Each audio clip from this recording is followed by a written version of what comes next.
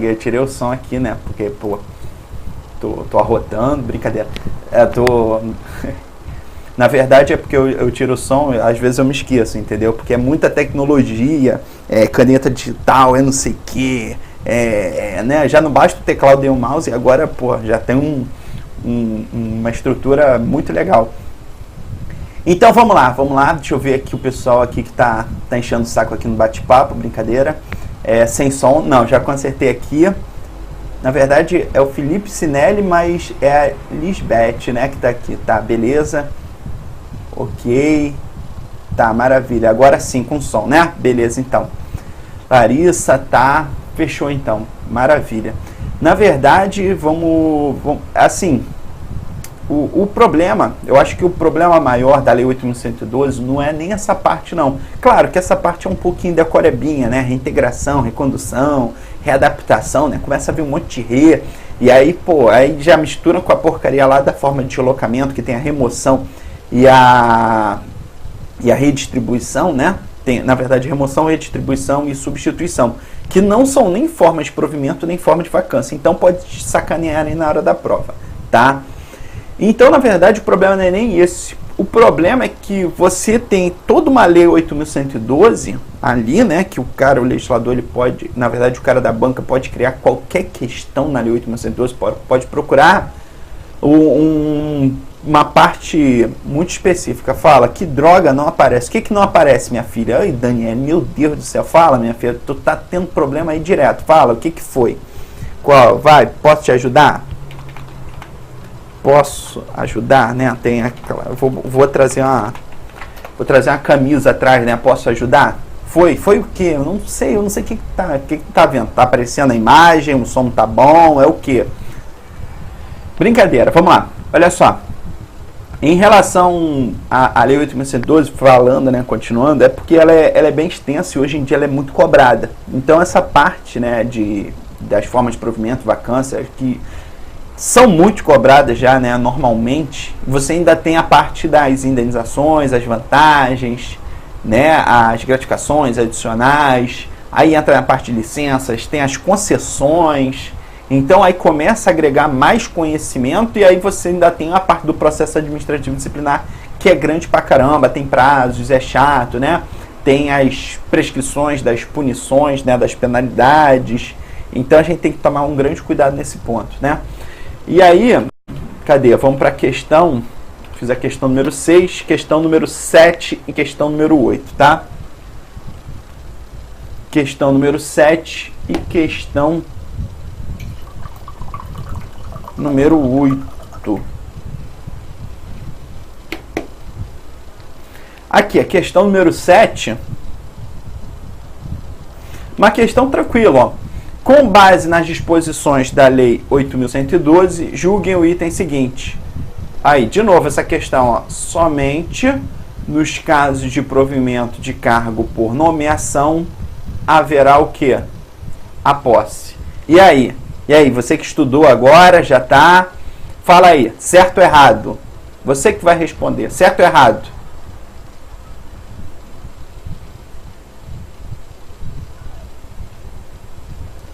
E aí, somente nesse caso, por provimento, por nomeação, né? Terá posse? Terá investidura? Certo ou errado? E agora? A questão está certa, né? A gente já viu que somente no caso de provimento de cargo por nomeação haverá posse. A questão está certa. Beleza? Somente nesse caso? Somente nesse caso. Próxima questão. A vacância de um cargo público não decorrerá de... Dois pontos. E aí? Não decorrerá de... Vamos lá. Reversão, falecimento, exoneração, readaptação e aposentadoria. Vamos excluir, né? Reversão, fiquei na dúvida. Falecimento, sim, morreu, vagou o cargo, né? E exoneração, pediu exoneração, vagou o cargo. Readaptação, não sei. Aposentadoria, vagou. Na verdade, você acerta os três, que são os três mais fáceis.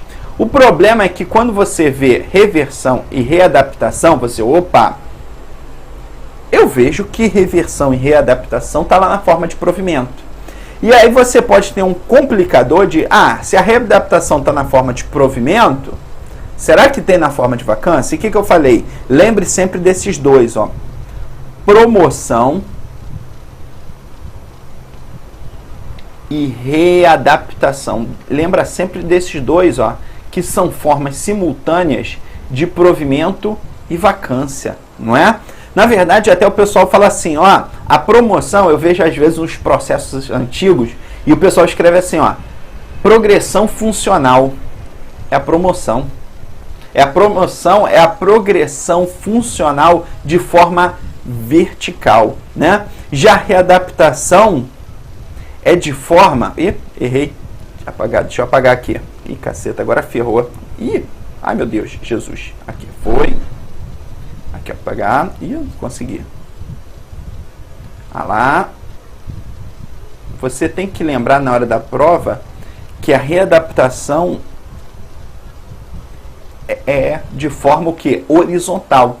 Porque própria Lei 8.112 fala que, ó, readaptação você tem que seguir uma regra de igualdade, não é? O cara está saindo de um cargo de técnico, ele não vai para um auditor ou analista, ele vai continuar sendo técnico, nível de escolaridade compatível, as habilitações, né? Já pensou? Ele não pode sair de um cargo que é só nível de escolaridade X e vai para outro que requer outros requisitos, carteira de habilitação, não sei o que, não pode. E também em relação ao salário, a sua remuneração, né? Tem que ser o quê? Compatível, tem que ser igual, né? Ele não pode subir muito, nem descer muito em relação à remuneração, tá? Então você lembra que forma de provimento e vacância, promoção e readaptação. Então também gera vacância. E aí, resposta é letra A. Na verdade, eu até falo assim, ó, você não tem que decorar, você tem que entender o que é a reversão. O servidor aposentado. Então ele está ocupando um cargo? Não. Então ele vai deixar algum cargo? Não. Ele vai apenas fazer o quê? O seu provimento. Ele vai retornar na administração pública sendo um servidor aposentado. Ele está lá na pracinha jogando dama, né? Então ele está lá. Então nesse caso ele não vai gerar o quê? Vacância. Então a resposta é letra A. Beleza? Maravilha, então, né? Todo mundo acertou. Próxima questão. Agora a gente vai falar das vantagens. Beleza, então. Vamos falar agora das vantagens. Alexandra, Daniele, beleza.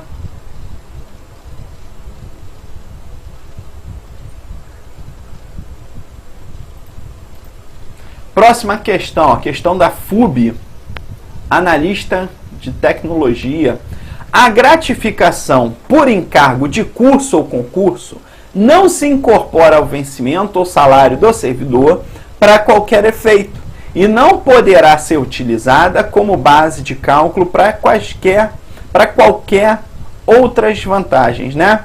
Quaisquer outras vantagens, inclusive para fins de cálculo dos proventos da aposentadoria e das pensões. Vamos lá, primeira coisa. Vamos falar aqui das vantagens. Na verdade, o servidor tem as parcelas indenizatórias, que são as indenizações.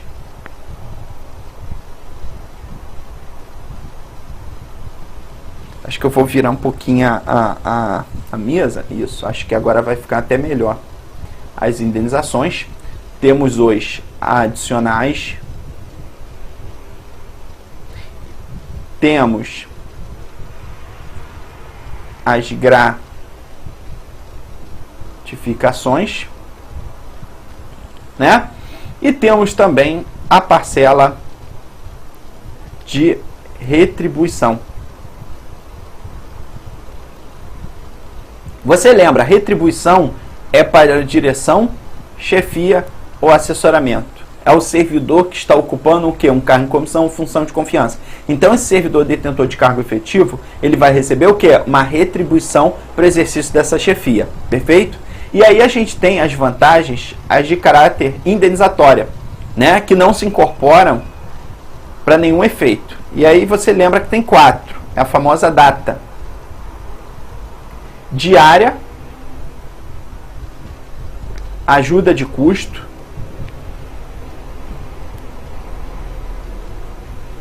transporte e auxílio moradia. Então são esses 4 aqui as indenizações. O adicionais, na verdade, tem vários adicionais. Tem adicional noturno, adicional de hora extra, né? Adicional de atividades insalubres, perigosas e penosas. Temos adicional noturno. Então temos vários adicionais. Gratificações a gente só tem 2. Uma que é a gratificação natalina, por isso até brinco, né? Servidor público não recebe 13º, recebe a gratificação natalina. E a gratificação por encargo de curso ou concurso não se incorpora ao vencimento. Olha só, essa gratificação, na verdade, é para o servidor que está trabalhando, né, como membro de banca, de concurso público, por exemplo, ou de curso de formação. Então, por exemplo, o cara é um PRF, e aí ele é superintendente da Polícia Rodoviária Federal, e ele vai fazer o curso de formação dos novos PRFs. Então, ele vai receber a título de gratificação esse encargo de curso em concurso. Então, na verdade, eles já colocaram esse nome, né, de gratificação por encargo. Exatamente para ter essa natureza de encargo, ela não se incorpora em qualquer outra vantagem, nem mesmo na aposentadoria. É meramente o quê? Mesmo sendo uma gratificação, essa gratificação, por previsão legal, ela não vai ser incorporada. Perfeito? Esse servidor que recebe essa gratificação aqui, por encargo de curso, né, curso de formação concurso, a gente tem que tomar cuidado que temos um nível, né, interessante, que é o 2,2% quando ele trabalha diretamente, né, no curso ou concurso como inspetor, né, como o professor lá do curso de formação, ou quando ele trabalha auxiliando, que é 1,2%, tá? Em regra geral, não pode exceder a 120 horas anuais, salvo para a autoridade máxima do órgão autorizar mais 120 horas. Perfeito? Mas nesse caso aqui, ela não se incorpora, não poderá ser utilizada como base de cálculo para quaisquer outras vantagens. Aí você vai me falar, pô, professor, então, só a gratificação natalina? Só, tá? Segundo a Lei 8.112. É claro que as outras gratificações dos outros cargos, né, dos outros órgãos, estão previstos na lei do cargo, beleza? A Lei 8.112 só falou de forma o quê? Genérica, tá? Essa questão aqui está certa. Maravilha. Na verdade, olha só, a Vanessa perguntando aqui, cálculo de provento de aposentadoria. O que é o cálculo de provento de aposentadoria? Quando você vai fazer, fixar, né, o provento de um aposentado, de um servidor aposentado, você vai ver as parcelas que vão ser anexadas nos seus proventos. Na verdade, isso daqui, a gente tem um problema que o curso, né, nesse caso aqui, a Lei 8.112, ela está um pouquinho atrasada. Por quê? Porque hoje é feito o cálculo da média da aposentadoria e não mais por parcela, é média. Você contribuiu muito, vai se aposentar ganhando alguma coisinha. Contribuiu pouco, é uma média que é feita, né? Os 80% das maiores remunerações. Nesse caso aqui, quando foi bem antigamente, era fixado exatamente o servidor. Por exemplo, recebia vencimento, gratificação e não sei o que. Então ele vai levar o que? Vencimento, a gratificação e não sei o que.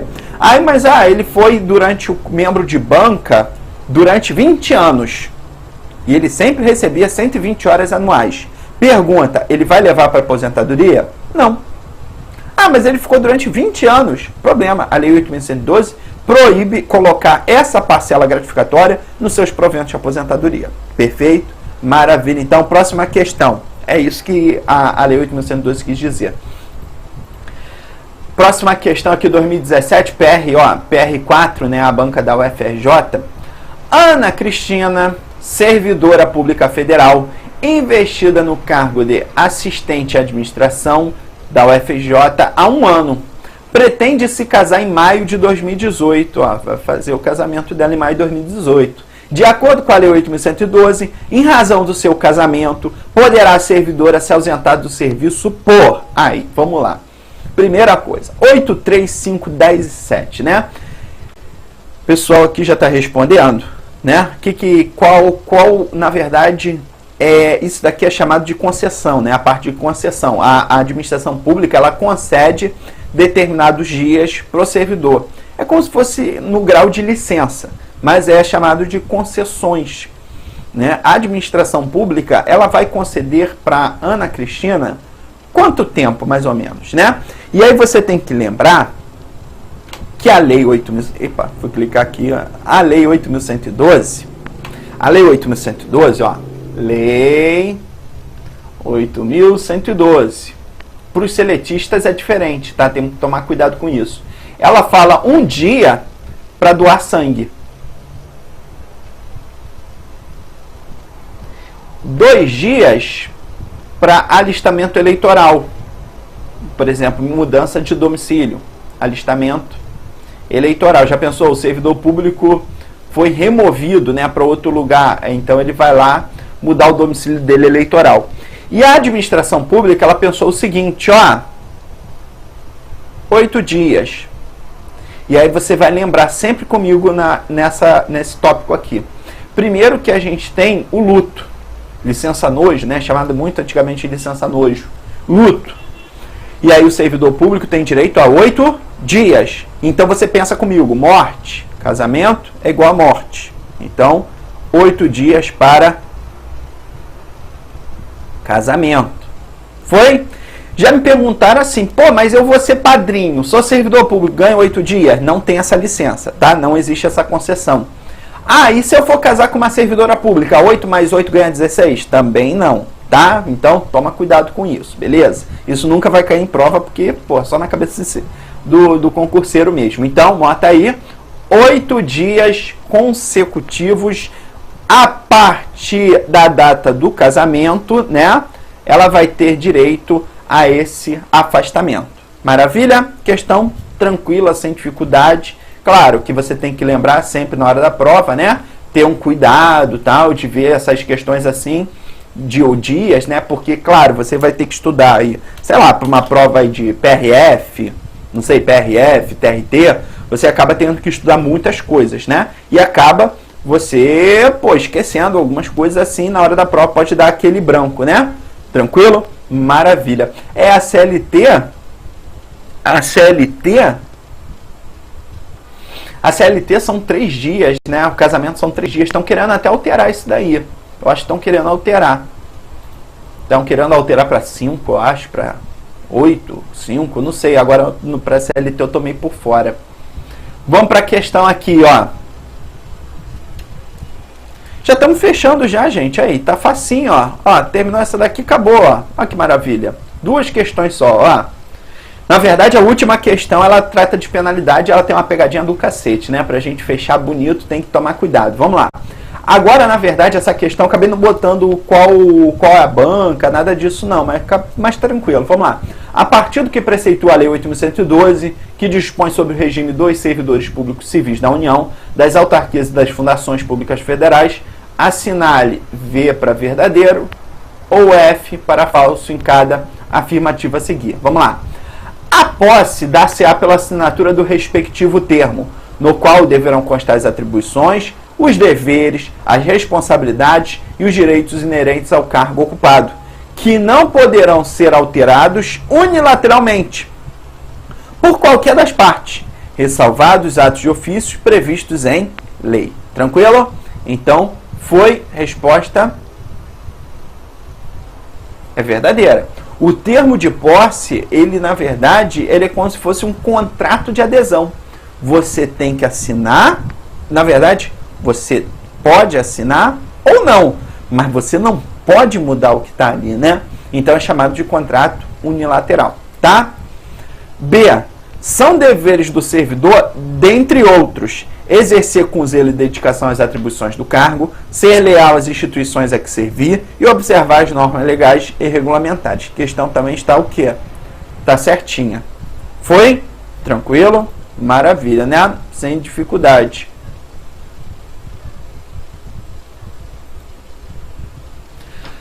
Próximo. A recondução é a investidura do servidor estável no cargo anteriormente ocupado ou no cargo resultante de sua transformação, quando invalidada a sua demissão por decisão judicial ou administrativa. Pô, você tá já careca de estudar isso, né?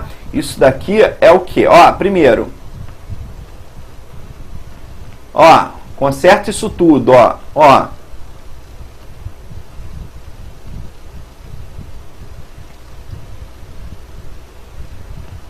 Ó, reinvestidura do servidor estável no cargo anteriormente ocupado, né? Na verdade, a recondução é o retorno do servidor estável no cargo anteriormente ocupado ou no cargo resultante de sua transformação. Ponto. Quando inabilitado em estágio probatório, não é? Se eu for falar em recondução, eu falo inabilitação no estágio probatório ou, né, na reintegração do anterior, né, ocupante daquele cargo, tá?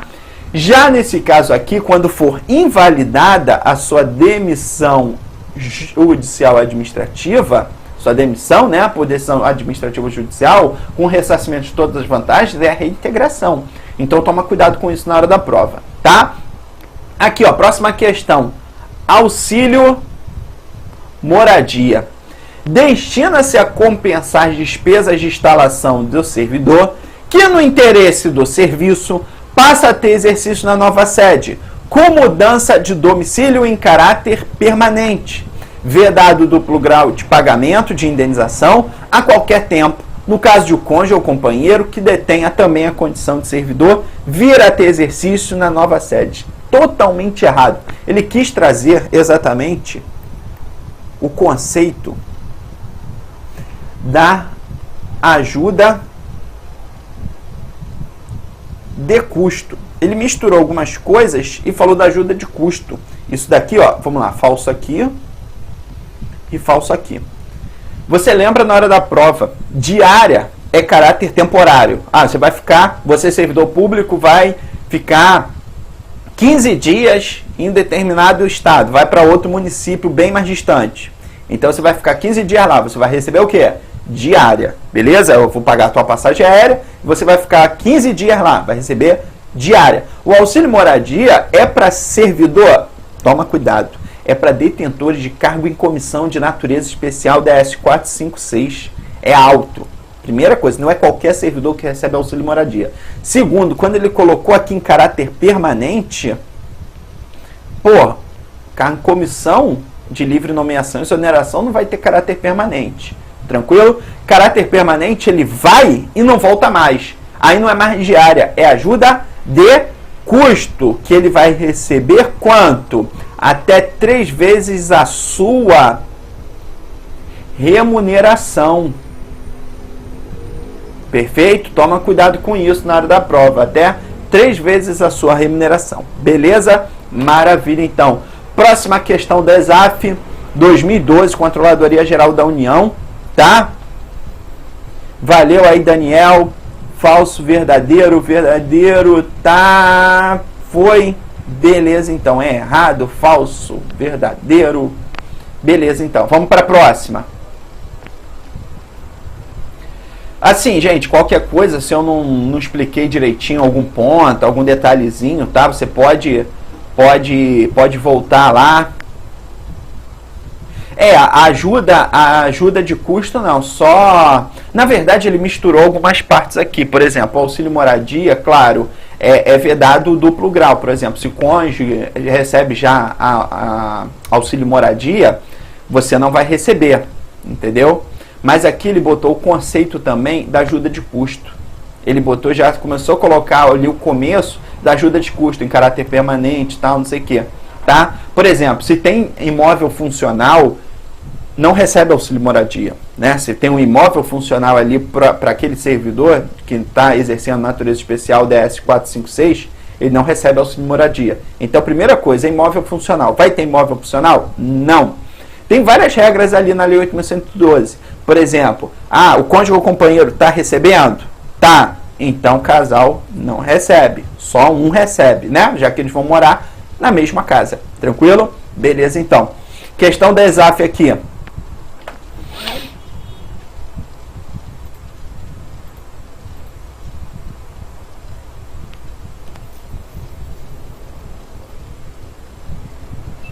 Beleza, então vamos lá, vamos para a última questão. Só juiz que pode tudo. Na verdade, é como se falasse exatamente que o juiz é um servidor público de natureza especial, né? Tanto é que ele é muito enquadrado como agente especial. O problema é que, para mim, o correto, o auxílio moradia tem que ser aplicado para cima, né? Talvez para os tribunais e não meramente o juiz. Por quê? Temos uma quantidade imensa de juiz, de magistrado. É a mesma coisa que eu fosse aplicar isso para todos os servidores. Já pensou auxílio moradia para todos os servidores? Quantos servidores a gente tem no Brasil? 400 mil? 500 mil em âmbito federal? Sei lá. Então, quer dizer, ia criar um problema muito grave. Então, eu acho que teria que ser aplicado também para o juiz. Calma, juiz de primeira instância? Não recebem. E, como diz um deputado, acho que foi um deputado que falou há muito tempo atrás, eu achei bonito que ele falou, auxílio moradia é para quem não tem onde morar. Né? Auxílio alimentação é para quem não tem que se alimentar, né? não tem condições de se alimentar. E não para esse pessoal. Político não tem que receber auxílio moradia. Né? Servidores públicos federais de cargo e comissão, natureza 4, 5, 6, natureza política, não tem que receber auxílio moradia. Né? Eles decidem se vão ocupar esse cargo e comissão com a sua conta e risco. Você quer ir, mas você que gasta, o problema é seu, porque você vai receber bem. Né? Então, a gente continua aqui. Vamos lá. Pronto, desabafei. Estou até mais leve. Vamos lá. Próxima questão. Essa questão da ESAF aqui, ela é muito pegadinha. A gente tem que tomar cuidado pra caramba. Por quê? Essa questão foi linda e ela trata das penalidades do servidor público. Né? Eu tinha que colocar aqui uma questão de penalidade. E José foi nomeado para o exercício de comissão em órgão da administração pública federal, sem que fosse ocupante de cargo efetivo. Então, você já tem que amarrar aqui. José, ele é um exclusivamente ocupante de cargo em comissão, já que ele não é detentor de cargo efetivo. Foi tranquilo? Livre nomeação, exoneração, detentores de cargo em comissão no percentual mínimo previsto em lei, né? A gente sabe que alguns 1% previsto em lei de cargo em comissão vai ser somente para detentores de cargo efetivo. Os cargos em comissão ocupam cargos de direção, chefia e assessoramento. Certo dia, ao ser questionado pela sua chefia sobre um documento público que estava sob sua responsabilidade, José informou que o tinha levado para analisar em sua casa e que ainda não havia trazido de volta a repartição. A autoridade competente aplicou a penalidade cabível. Olha como é que a questão também é maldosa. Ela não falou qual a penalidade foi aplicada a José, nos termos da lei. Vamos lá, a primeira coisa que a gente vai ver é que determinadas proibições que estão lá no artigo 117 da Lei 8.112, fala que o servidor público, se ele pegar um documento da repartição pública, retirar da repartição pública sem autorização da chefia competente, ele leva uma penalidade de advertência. Foi? Então você lembra aí, aplicou a penalidade de advertência, tá? Substitui essa palavra aqui, cabível, e bota a penalidade de advertência, tá? Nos termos da lei. Numa outra oportunidade, posteriormente referida à aplicação de penalidade, José foi novamente provocado a apresentar documento público sob sua guarda. Mais uma vez, ele respondeu à sua chefia não possuir naquele momento o documento por tê-lo retirado da repartição. Porra, José faz merda de novo, né? Na reincidência da falta apresentada, a penalidade disciplinar a ser corretamente aplicada a José será. E aí? Agora, para a gente fechar, olha só, primeira coisa. José levou a primeira penalidade de advertência. E aí você viu que José fez a primeira besteira e levou a advertência e fez uma segunda besteira que, teoricamente, ele teria que levar o quê? Uma advertência. Só que ele já foi punível com advertência. Então, teoricamente, é como se eu falasse assim, agora ele leva outra advertência, mas na verdade, como ele já levou a primeira, agora ele teria que ficar suspenso. Só que tem uma pegadinha aqui, você já vai querer marcar a suspensão? Eu vou falar, não, calma. Na verdade, é como se eu falasse assim, a suspensão é só para servidores detentores de cargo efetivo. Aí você vai, opa, Sabe por quê? Porque quem tem cargo em comissão, quem possui isso daqui, ó, cargo em comissão, não pode sofrer penalidade de suspensão, nem penalidades previstas com penalidade de demissão. Se eu cometer alguma penalidade passível de suspensão e de demissão, e uma das penalidades passíveis de suspensão é o quê? Reincidência das faltas puníveis com advertência. Olha aqui, ó, 1, 2. Então, teoricamente, José seria suspenso. Mas só que José não é detentor de cargo efetivo. José é detentor de cargo em comissão, perfeito? Toma cuidado com isso na hora da prova, né? Então, nesse caso aqui, José sofrerá a pena de destituição de cargo em comissão, tranquilo? E da destituição da função de confiança, tranquilo? Mas aqui a questão botou que José é exclusivamente que está exercendo um cargo em comissão. Por isso que José vai sofrer a penalidade da destituição do cargo em comissão. Tranquilo? Ele não vai ser suspenso. Porque é como se falasse assim, cara, tu é chefe, a tua corda aperta mais rápido. Então, nesse caso, você sofreu uma penalidade de suspensão, você já é destituído do cargo em comissão ou da função de confiança. Beleza, galera? Maravilha. Ok. Entenderam mais ou menos essa questão aqui? Essa questão, na verdade, ela aborda dois pontos cruciais em concurso público. A primeira parte aqui que é abordada é em relação às penalidades que são aplicadas à advertência, né? Que está lá no artigo 117. Segundo ponto é você saber como ocorre a destituição do cargo em comissão. Você não pode pensar que é só no caso de demissão, né, nas penalidades ali aplicadas para servidor efetivo. Beleza? Lembrando também que nesse caso da destituição do cargo em comissão, vai ser aberto um processo administrativo disciplinar para o servidor, tá? Já que é uma penalidade. Beleza? Maravilha, então. Fechou, galera? Tudo tranquilo aí? Fechamos, tá? Eu trouxe aqui, já estou até fechando, ó, 11h30, 11h37, né? 11h37, eu estou fechando aí, beleza? A gente começou, né? Fazendo aqui os exercícios da Lei 8.112, brincando um pouquinho, né? Vamos dizer